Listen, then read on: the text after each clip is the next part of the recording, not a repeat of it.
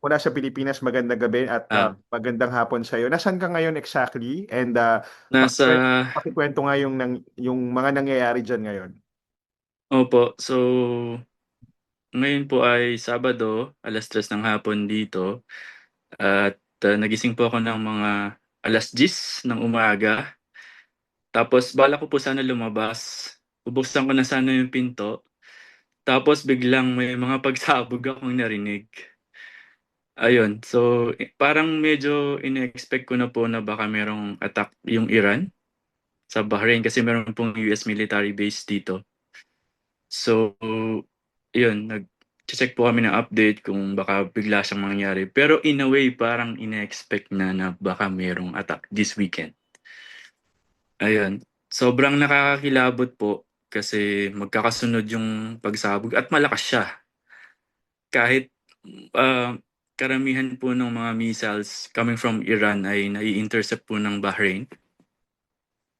Maririnig mo pa rin siya, at kikilabutan ka kasi yung impact sa mga pinto, sa mga bintana, ramdam mo siya. Alam niyo po 'yun.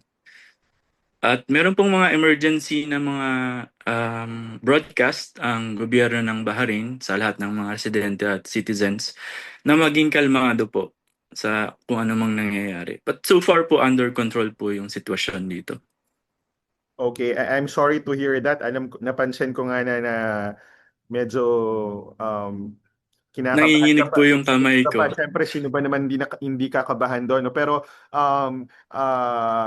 that is something na hindi nyo inaasahan sa Bahrain, no? I mean, that is something na medyo common na sa Israel, sa Tel Aviv. Pero dyan sa inyo, hindi yan ganun ka-common. So while may nabalitaan ka na mga na ganyang scenario, nung narinig mo mismo, yung first time mo na narinig, bahagi mo nga paano yung yun nga, sabi niyo sobrang lakas, 'di ba?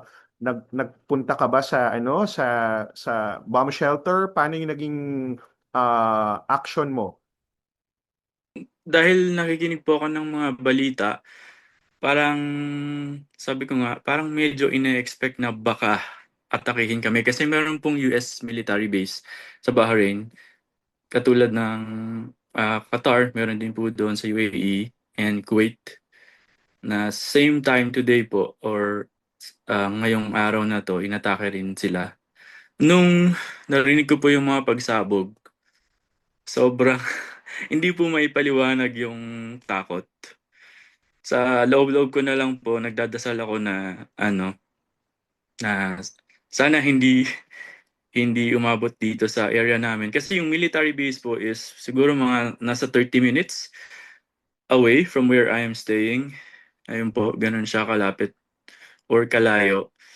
At yung mga Pilipino po na katrabaho ko na nandun sa area na yon, nilikas po sila, nag-evacuate sila kasi dun po malapit sa kanila yung US base. Sa ngayon po nag-aantay kami ng advice mula sa gobyerno, kung ano po ang plano, kung kailangan pong i-evacuate. Pero so far, medyo mas naging ano po, um, medyo kalmado. Pero kani-kanina lang before tayo mag-start ng interview, meron uling mga pagsabog. Maririnig mo po yung kung may impact sa lupa, or kung ang missile, na-intercept sa air.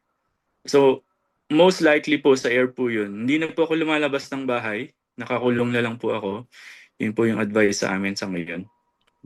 Yeah, please doble ingat, pero may air raid sirens ka bang kayo naririnig diyan? Tama ba? Sorry kung na-miss ko yun. Meron po. Oh. Meron pong mga air na may mga sirens po. At meron pong sirens sa phone din. Kasi meron pong app na pina-install yung gobyerno na pag may emergency. Gobyerno po ng Bahrain.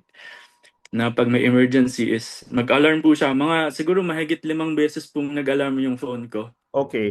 Kung Gawa po ng 5 beses ka ba nakarinig na ng parang intercept or pagsabog, Randy?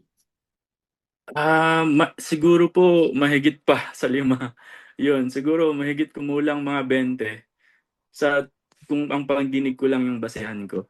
Oh, siguro mga around 20 na impact na Opo. blast yung narinig mo. Since what time in Bahrain?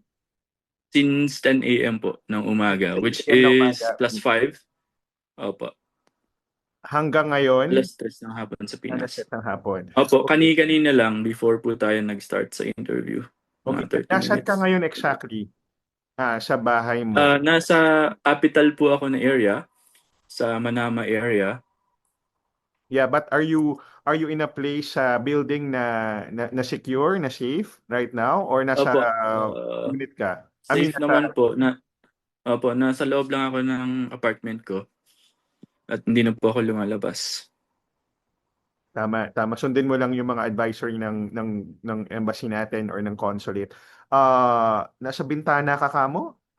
Anong ano diyan? Anong baka magandang Ah, lumayo ka siguro, no?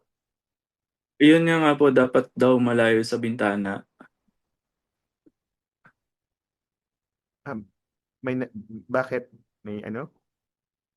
Wala naman. Meron po akong naririnig ulit. Pasado 3:00 po ngayon ng hapon dito sa Bahrain. Maririnig niyo po yung sirena sa background. At kanina po may mga pagsabog ulit, mga nai-intercept na missile sa taas sa airspace ng Bahrain. Sana po ay matigil na po ang kaguluhan ito